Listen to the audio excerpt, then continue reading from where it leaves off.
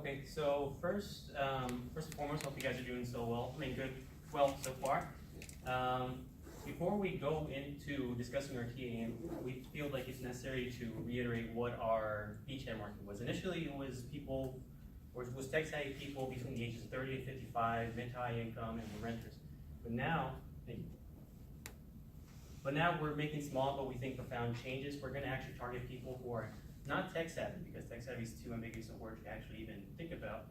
We're actually going to look for people who are smart home enthusiasts. I'll explain what that means. And instead of the ages from 30 to 55, we narrowed down to 30 to 45. And we're still looking for people who rent. Okay.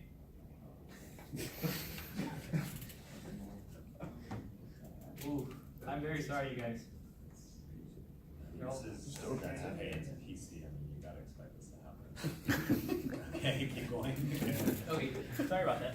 So we feel the assumptions are somewhat not too enigmatic, but really what I'd like to go over is what do we mean by a smart home enthusiast? Essentially, we mean people who own more than one type of IoT device and they integrate those two devices together. And another one is people wanting to automate their homes, not too much. We're just assuming these are people who are renters who want to automate their homes, but they're contractually obligated not to mess with it too much. And so here's our top-down and bottom-up TAM. The 16% smart home enthusiasts, we were actually fortunate enough to get that number from two sources, one of them being Forbes.com, the other being TechCrunch. Essentially, this number is just people who own smart home, Alexa's, Echoes or Google Homes.